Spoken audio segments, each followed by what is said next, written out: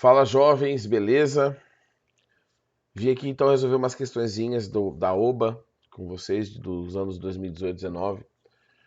Pra vocês darem uma olhada mais ou menos como que é a prova, pra vocês ficarem tranquilos, dar uma olhada, ver que tem muita coisa que é só ler e marcar, tá?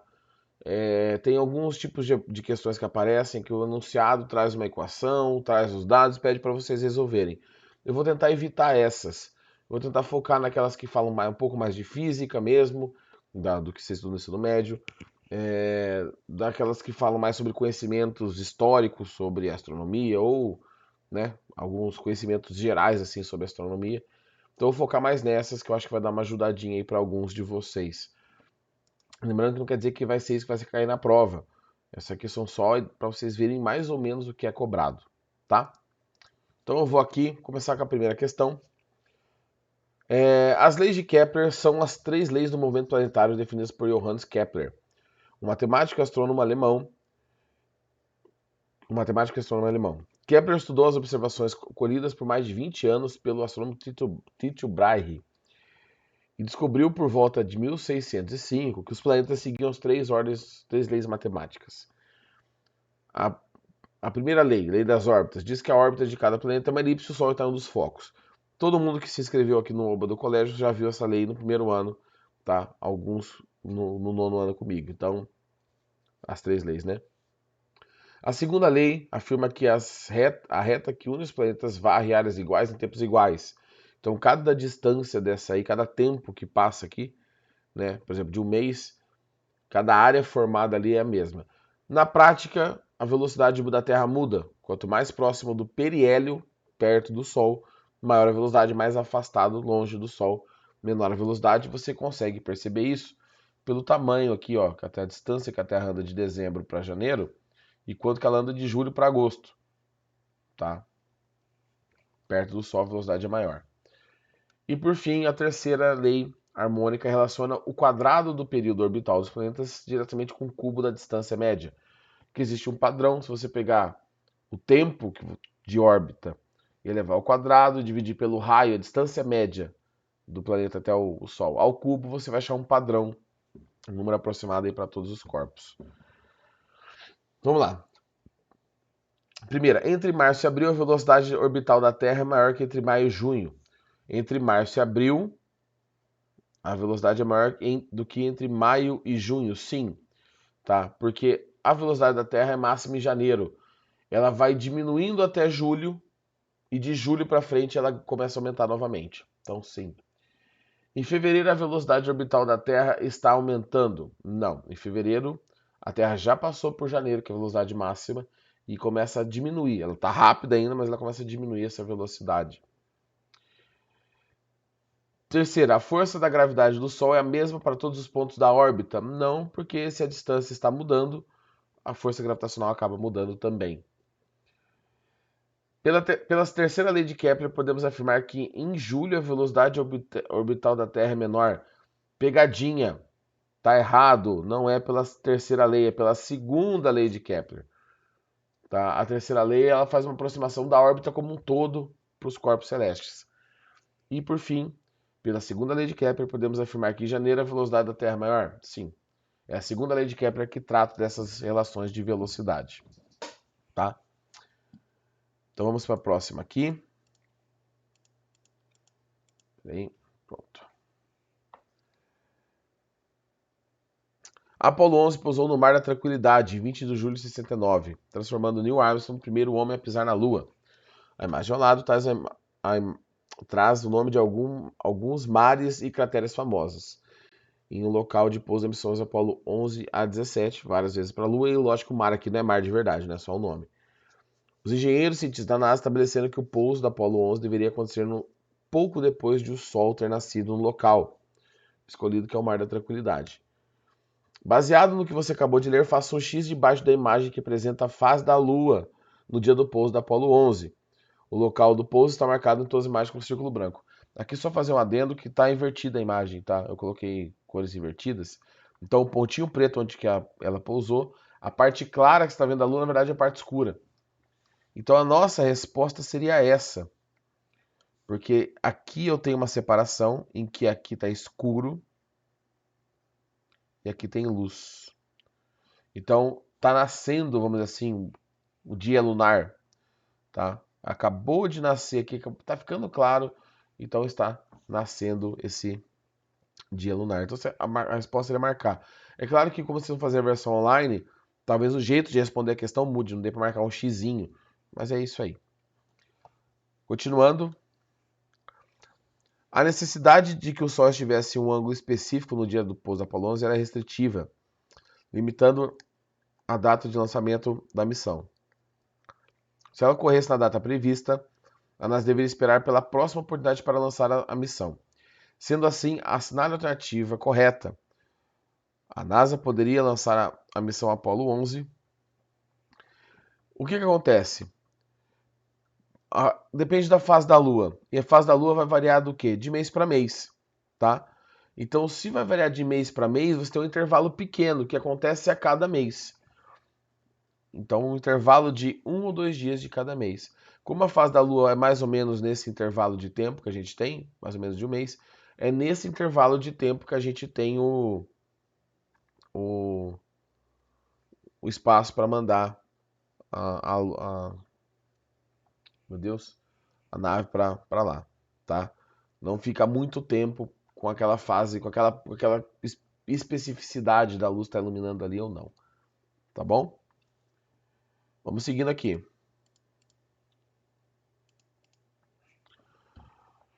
O VCU-B1 é equipado com uma câmera óptica de 3,5 metros de resolução, representada por D na figura. Isso significa que um pixel do detector da câmera, quando projetado no solo, corresponde a uma imagem quadrada de 3,5 metros de lado, uma vez que cada pixel P da câmera do VCB1 corresponde a um quadrado de 5 micrômetro. E considerando que H, D e P são conhecidos, calcule o valor da distância focal da câmera do satélite. O seu resultado deve ser representado em milímetros. Aí ele dá uma dica ainda. Use triângulo e retângulo. Aqui é o princípio da câmera escura, né? Em que você tem essa distância F, né? Proporcional sobre a imagem P. Então F sobre P é igual a H sobre D. Isso é verdadeiro por quê? Porque esses ângulos aqui são iguais, ó. Tá? Ele quer a distância focal, então eu vou deixar o F isolado. Antes de fazer a conta, eu vou passar aqui, vai ficar P vezes H dividido por D. E aí a gente faz a substituição. Tá? O P, gente, é o pixel, que é 5 micrômetros. Eu vou deixar em metros. 5 vezes 10 a menos 6. O H é essa distância, tá? Essa distância aqui, onde que está essa informação da distância? Espera aí. Cadê? Deixa eu achar, cadê aqui, gente? Ué, não tem informação? Ué, cadê a informação? No... Espera aí. Quando projetado... Ué, será que tá faltando algum pedaço? Espera aí. Que seria essa distância aqui do satélite, né? Falando a distância... Tá, não responde uma imagem, tá... Ué?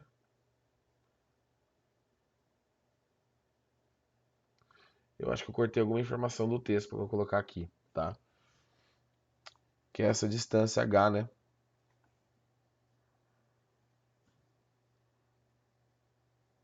Não sei, não sei. Eu devo ter tirado alguma coisa. Deixa eu ver a próxima parte do exercício. Espera aí, gente. Espera aí. Ó, não sei o que foi que eu fiz aqui. Tá faltando informação. Tá. Esse H aqui. Depois eu vou ver se eu acho a questão e coloco para vocês, tá? Quando eu mandar esse vídeo. É 5/10 a quinta, esse H. E a distância D é de 3,5 metros. Então, por que eu sei que a distância é 3,5 metros? Porque a resolução é o que ele consegue pegar. Ele consegue pegar uma imagem da Terra até de 3,5 metros. Menor que isso não dá para ver nada. Então a resolução é essa. Então o D é 3,5. Essa distância H, gente, é a distância do satélite até a Terra. Tá? Aí, aqui eu não sei onde que essa informação ficou. tá? Deve ter alguma outra parte do exercício que eu cortei. Então, essa informação aqui, 5, 10 aqui, então ela vai estar em algum lugar no exercício. Só tem que ver porque, onde foi que eu cortei, tá? Então, fica aí pela metade. Se eu simplificar isso aqui, se eu fizer essas contas, dá 0,714 metros. Então, esse é o foco da câmera. Ah, professor, mas além de ter um foco, tem aquelas contas de 1 sobre F, 1 sobre P mais 1 sobre P'. Nesse caso, gente, as distâncias são tão grandes que tudo que é curvatura desaparece. A gente pode trabalhar tranquilamente com triângulos, tá? Ele quer a resposta em milímetros.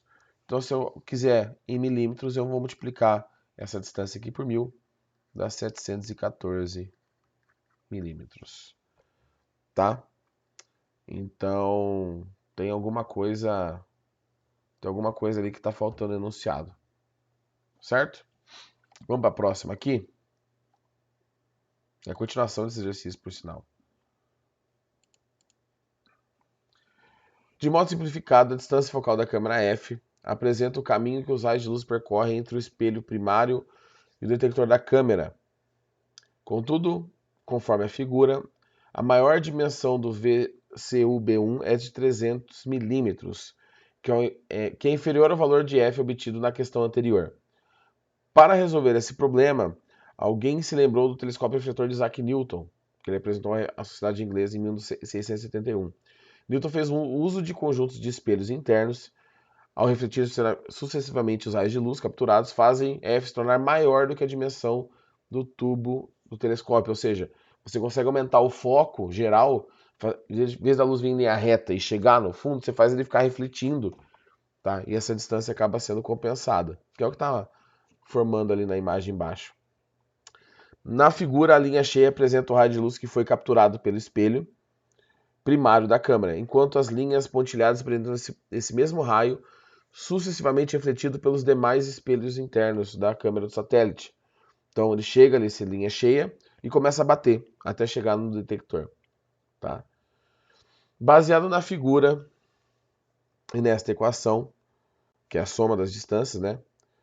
Determine qual o número mínimo de espelhos necessários para que o satélite possa atingir a resolução esperada de 3,5 metros, ou seja, que F' seja maior que F, ou igual. A distância entre os espelhos é dada por D1 mais D2 mais D3 mais D1 mais D2 mais D3, que é igual a DN, que é 240 milímetros. Então, olha só, como que ficaria aqui? Eu tenho que passar de 740 milímetros. Eu tenho 240 milímetros por cada reflexão viajada da luz. Então, 240 milímetros seria essa primeira viagem aqui. 240 milímetros a segunda viagem. 240 milímetros a terceira viagem. Que se você já somar essas três, aqui dá 12, né? Sobre 1, 6, 7. Dá 720 milímetros. Que já é maior que 714 milímetros que a gente tinha encontrado. Então, com 3 espelhos, a gente já consegue resolver esse problema. Mais espelhos melhoraria, mas já não mudaria muita coisa. Com 3 espelhos, a gente já consegue passar a distância focal necessária. Tá? O que está querendo dizer aqui no exercício como um todo? Que a câmera, para ficar menor, ao invés da luz chegar em linha reta de um lado e ser jogada no filme fotográfico ou no sensor, ela fica batendo dentro da câmera, você consegue diminuir ela e colocar isso num dispositivo menor. Que é o princípio que alguns celulares hoje já fazem para conseguir câmeras com boa resolução. Em vez do sensor ficar atrás da lente, ele fica assim. A luz entra, bate no espelho e vem para cá. Se não me engano, o S20 da Samsung já tinha essa tecnologia, tá? Bom, depois eu vou dar uma olhadinha, eu comento com vocês sobre essa questão ali da informação que faltou. Deve estar em alguma coisa do enunciado ou de uma questão anterior que eu tirei, né? Porque eu peguei numa ordem meio louca aí. Alguma coisa aconteceu, tá bom? Então a questão 9, deixa eu ver quanto tempo de vídeo já tem aqui. 14 minutinhos, tá? Dá pra fazer mais essa aqui, deixa eu ver quantas questões tem. Tem bastante ainda. Então vamos lá. Era quase meia-noite, horário de Brasília, no dia 20 de julho de 1969, quando o astronauta americano Neil Armstrong pisou na superfície da Lua. Em 2019, comemoramos 50 anos desse evento, que nos lembra o quão longe podemos ir com a criatividade, engenhosidade, determinação e trabalho. Os 384 mil quilômetros que separa a Terra da Lua foram vencidos por meio das seguintes etapas. 1. Lançamento do Saturno 5, que é o foguete, né? Órbita da Terra, período de injeção na trajetória translunar, que quando você aproveita o embalo da gravidade da Terra para ganhar velocidade. A órbita na Lua, pouso lunar, mostrados esquematicamente na figura. 9A. O primeiro estágio do Saturno V é composto de 5 motores F1. Cada um desses possui um empuxo, uma força de 6.900.000 newtons. Considerando que a massa M inicial do Saturno era de 3.000 kg, a gravidade é mais ou menos 10, calcule a aceleração inicial do Saturno em metros por segundo ao quadrado. Questãozinha de segunda lei de Newton, gente. Temos um foguetinho aqui, fazer uma bolinha. O empuxo puxa o foguete para cima. E o peso, o foguete para baixo. Né? Deixa eu pegar uma outra cor. A força resultante é massa vezes aceleração. Se o foguete está acelerando para cima, né? Então a aceleração vai determinar o sinal do positivo aqui. O empuxo é positivo, tá? Menos o peso, que é negativo, que é igual a massa vezes aceleração. O empuxo é 5 vezes isso aqui. Cada motor produz isso, então é 5 vezes esse empuxo. 5 vezes 6,9, colocar em notação científica, vezes 10 a 6. Menos o peso, que é massa vezes gravidade, que é 3 vezes 10 a sexta vezes 10, que é igual a massa, que é 3 vezes 10 a sexta, vezes a aceleração. Aqui é matemática, tá? Então, para não ficar muito longo o vídeo, eu vou colocar já o resultado. Tá? O resultado aqui vai dar 1,5 metro por segundo ao quadrado. Então, essa aqui é a aceleração aproximada do foguete ao ser lançado, tá? No comecinho da subida, tá? Certo? Então tá aí, tá feita a nossa resolução desse exercício. Sossegado, né? Física do primeiro ano do ensino médio. Vamos pro próximo, que é a continuação, na verdade, né? Não é o próximo. O valor da aceleração que você obteve acima só é válido para o primeiro instante do voo, porque a partir da ignição dos 5 motores de F1 que equipam o primeiro estado de Saturno, sua massa é reduzida de 15.000 kg por segundo, 15 toneladas por segundo de combustível. Olha só o que o bicho gasta. Sabendo que os 5 motores F1 funcionam por 160 segundos, qual será a aceleração do Saturno 5 quando estiverem 100 segundos, transcorridos 100 segundos de voo? No seu cálculo, zero é gravidade igual a 10 metros por segundo, que o empuxo não varia com a altitude. Então, gente, a gente tem basicamente a mesma coisa. Eu vou só repetir a equação aqui, tá? Força resultante igual massa aceleração. O empuxo menos o peso é igual a massa vezes a aceleração. O empuxo é o mesmo da anterior, que tinha dado quanto? 5 vezes 6,9 vezes 10 a sexta menos. Agora o peso vai mudar, porque a massa vai mudar, tá? Se você pegar aqui 15.000 kg por segundo e multiplicar, 100 segundos, então 15.000 kg vezes 100, você descobre que a massa que foi jogada fora é de 15 milhões de quilogramas, que é metade da massa total. Então agora na massa vezes gravidade, eu vou colocar essa massa aqui, vezes a gravidade, igual essa massa, vezes a aceleração dele, tá? Que eu quero descobrir. Se você resolver essa equação aqui, tá?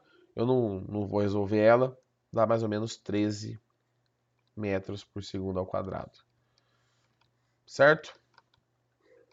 Então, mesma questão, só mudou a massa. Porque se você muda a massa, é por isso que os foguetes vão soltando pedaços, né? Vão desacoplando partes para ficarem mais leves. Bom, pergunta 10, eu acho que vai ser a última que eu vou fazer aqui, tá? Desse primeiro vídeo. A segunda parte eu vou enviar para vocês depois. Tá? Deixa eu ver aqui a questão da quantidade de tempo. Não, vou fazer diferente, tá? Eu vou parar aqui mesmo. Tô vendo o quanto que falta. E eu termino isso na segunda parte do vídeo, beleza? E eu envio para vocês. Então, até daqui a pouquinho, gente, na próxima parte. Continuando com essa questão aqui.